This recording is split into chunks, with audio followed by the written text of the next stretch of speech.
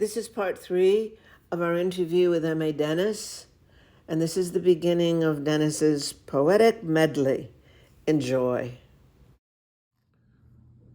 Today, at the homeless shelter, they served French toast for breakfast, bringing back fond memories of my grandma, Lucille, no relation to B.B. King's guitar. When it came to grandma and breakfast condiments, syrup wasn't good enough for her grandbaby. For my entire pre-K, kindergarten, and elementary school life, my feet never touched the ground Aunt Jemima walked on. The woman who I mistook for Uncle Ben's wife, predecessor to Mrs. Butterworth, she was never found in the suburbs of 11607 Mexico Street, the same street John Coltrane lived on. It was a love supreme, finding French toast on second-hand yellow plate. My grandmother's Gentile hands would break out the iconic red and white container of Breakstone sour cream, slather dollops of it over the French toast, then go get her yellow 5-pound bag of Domino sugar, sprinkle granules atop the white fluffy peaks, changing the cream sourness into sweet. It was literally water to wine wizardry. My Holy Ghost-filled grandmama was practicing black girl magic long before it became a hashtag. Always taking life's bitterness and making it sweeter.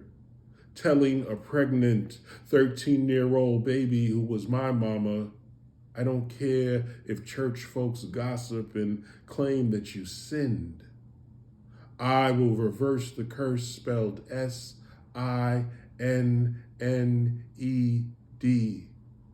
For a child is born and we will name him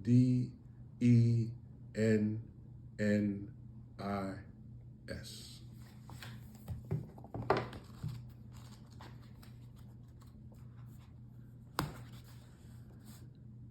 A prayer. May the universe help any foster kid who gets administratively transferred to Front Street. Front Street is a dilapidated, punitive housing site down under Manhattan Bridge overpass. According to rumor, the fish sticks served there contain 0 fish.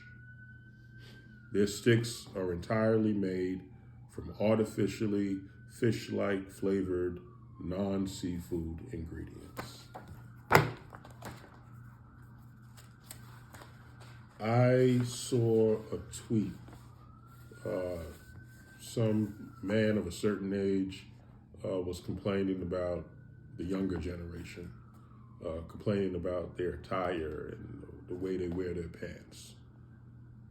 So I wrote this from the perspective of the younger generation. This is called sagging. Me and my crew, we be sagging. Our hood is the LES, Lower East Side.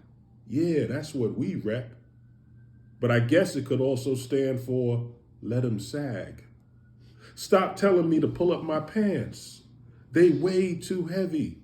These expensive jeans made by cheap labor, hand-stitched by someone young enough to be my baby bro. That weighs on you, bro. So I gotta let him sag. Nothing comes between me and my Levi's. Oops, that's a typo. The L that came before E is supposed to go after the I. Nothing comes between me and my evils, not even my conscience.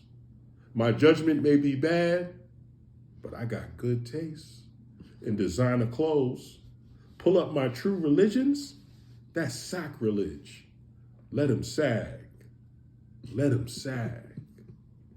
Because my pants are at the level of my expectations.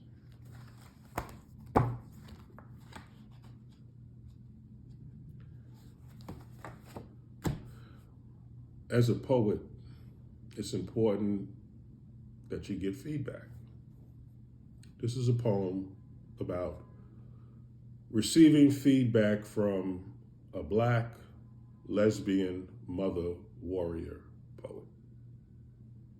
In my dream, Audre Lorde slaps me, then rips up my poem and says, "You'll thank me later."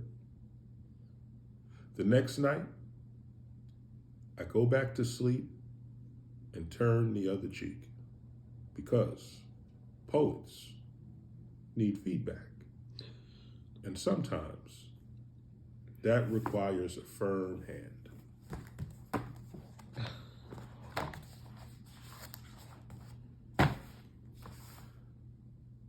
Tomorrow might be too late. That's what Brother Hector told me. He was trying to solicit me. He was trying to get me to be born again. But you see, I was a breech baby. But first, my first day in the earth, I'm already telling the world, kiss my ass. And I almost died by umbilical cord strangulation. Not sure I want to go through the ordeal of being born again. But Brother Hector won't take no for an answer. And therefore he resorts to fear tactics. Brother Hector tells me, Jesus will come like a thief in the night, he warns. And if you're not saved, you'll burn in hell for all eternity. I could debate Brother Hector, but I won't. I'll just take the free Bible he offers and let him move on to the next person. Because I've thought about it. How hot can hell really be if it takes all eternity for something to burn? My oldest sister, Deidre, she died in an automobile accident. After being run off the highway, her Trans Am hit a concrete divider, caught fire, and exploded. She burned to death. My poor parents, they would have preferred to give Deidre a traditional burial, but unfortunately, she was already cremated. So I'm not afraid of burning in the afterlife. I'm afraid of burning in this life, trapped in a vehicle, roasting like a friggin' $5 Costco rotisserie chicken.